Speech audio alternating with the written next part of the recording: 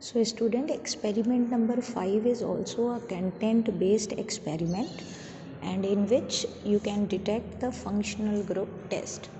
So first aim is similar, to detect the functional group in a given sample of unknown organic compound. Aim is similar, to detect the functional group in a given sample of unknown organic compound.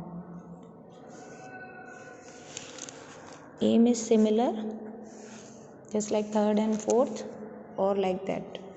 Then primary test जितने भी आपको given solutions हैं organic, वो सभी colourless होते हैं, transparent होते हैं। कलर्ड इसलिए नहीं दिए जाते हैं कि फिर तो आपको उसको आइडेंटिफाई ही नहीं करेंगे, आप टेस्ट ही नहीं करेंगे और उसको रिकॉग्नाइज कर लेंगे। तो इसमें भी कलर जो है वो कलरलेस ही है, state is also liquid, but odour जो है वो आप स्पेसिफिक भी लिख सकते हैं, and like nail paint remover. तो नेल पेंट रिमूवर है तो आप समझ ही गए होंगे कि ये कीटोन्स हैं।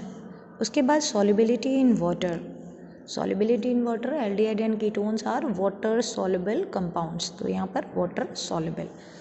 देन ऑब्जर्वेशन टेबल, देन फिर वही serial number experiment, observation, inference, फिर से वही सैचुरेशन अनसैचुरेशन टेस्ट।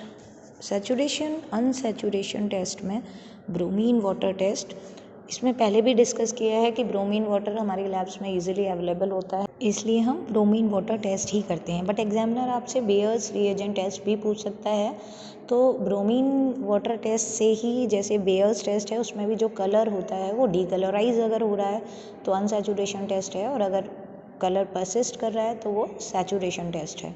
तो ब्रोमीन वाटर में फिर से वही, take a small amount of compound, then add bromine water and mix gently. Observation में disappearance of organic brown colour of bromine water.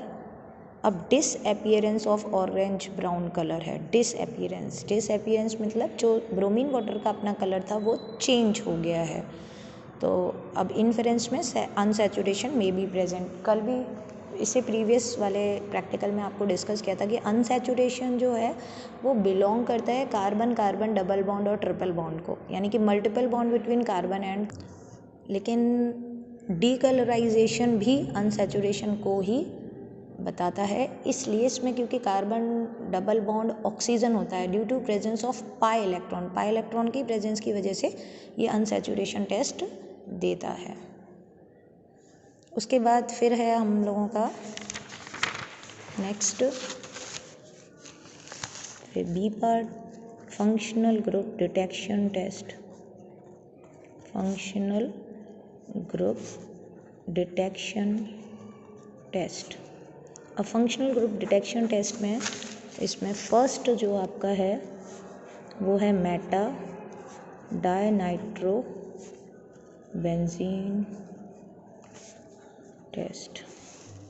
सो बेटा नेक्स्ट जो आपका सेकेंड वन है वो फंक्शनल ग्रुप डिटेक्शन टेस्ट है, जिसमें मेटा डायनाइट्रो बेंजीन टेस्ट है।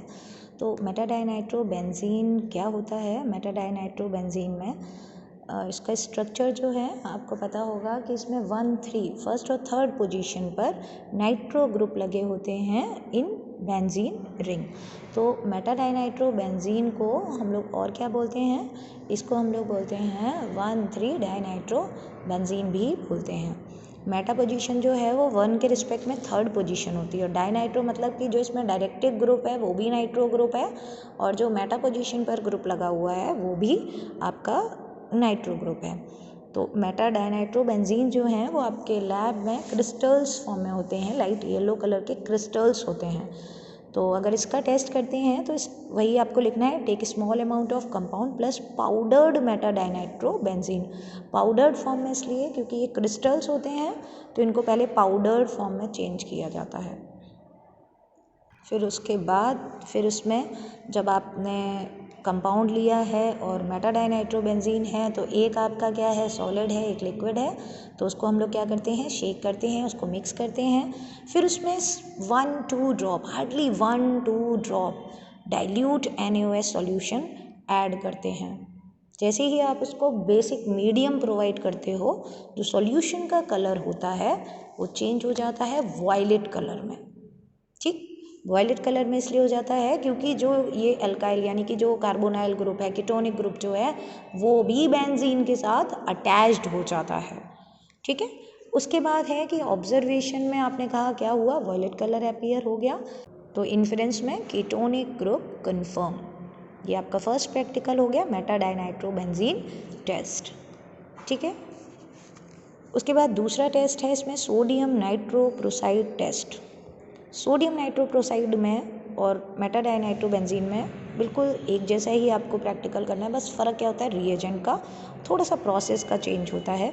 इसमें भी आप कंपाउंड को लेंगे, take small amount of compound plus. अब जैसा कि हम लोग ने पाउडर्ड यानी सॉलिड फॉर्म में मेटा डाइनाइट्रोबेंजीन को एज इट इज़ डाल देते हैं, लेकिन सोडियम नाइट्रोप्रोसाइड जो होता है उसको हम वाटर में पहले सॉल्यूशन बनाते हैं उसका, उसके बाद फिर उसे हम ऐड करते हैं।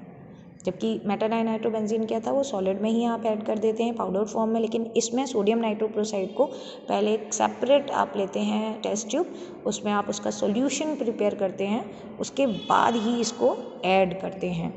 तो इसके ऑब्जर्वेशन में सोडियम नाइट्रोप्रोसाइड के ऑब्जर्वेशन में आपका रेड कलर सॉल्यूशन बनेगा, और जो इन्फ्रेंस है उसमें फिर से कीटोनिक ग्रुप कन्फर्म्ड। ठीक है। कलर भी देखिए आप चेंज हो रहा है, वॉयलेट कलर है और रेड कलर है।